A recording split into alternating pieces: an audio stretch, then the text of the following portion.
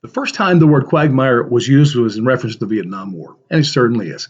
Now, I believe that we should make that word a part of our public military policy from here on because it appears, as we see from Afghanistan and Iraq, that if we're going to fight a war, we are going to be there forever. Okay? So that brings us to the Syrian situation. Now, let me be honest. I don't know. We have 1,000 troops. I don't know if they should be taken out right now or not. Okay? But what I do know is that the ultimate quagmire is Syria. Started with a civil war back in 2011. We supported the rebels, of course, against Assad, the head of Syria.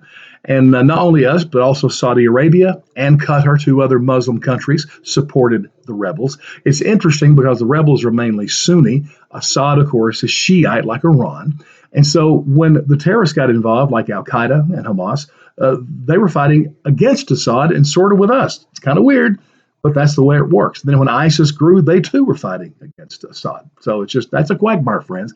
Then you got the two big dogs in the play, Russia and Iran. Now, Iran is Shiite Muslim, which identifies with Assad. Those two countries are doing everything they can to support Assad. Now, Russia, no Muslim connection necessarily. They just like being the big dog in a barnyard fight.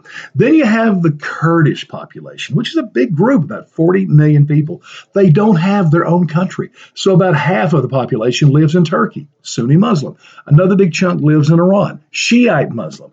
Another chunk lives in Iraq. You may recall that Saddam tried to commit genocide, killed tens of thousands of Kurds in the 80s. And then you have a smaller Kurdish population in Syria, which is fighting against Turkey just across the border. Turkey calls the Syrian Kurds terrorists because there's constant battles going on, and that's very true. They are fighting each other, not even sure why. And of course, there's some Kurds that are Christians that we feel obligated to support.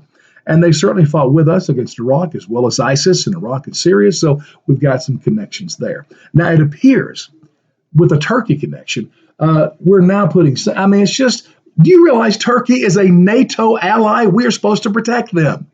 What the heck is going on with that? Which makes me think, too, where is NATO in the Syrian quagmire? There are no blue hats on the ground.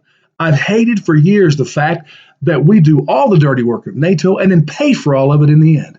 Trump has done a decent job in changing that a little bit, but where are the blue hats in this? So lastly, it appears from everything I can see, the reasons not to leave is one, Turkey will wipe out the Kurds. And that's weird because we're supposed to protect Turkey as a NATO ally. But also we have a prison with Al-Qaeda and ISIS combatants. And if we leave, they're going to be free to take over the world, I guess. Those are the two reasons to stay.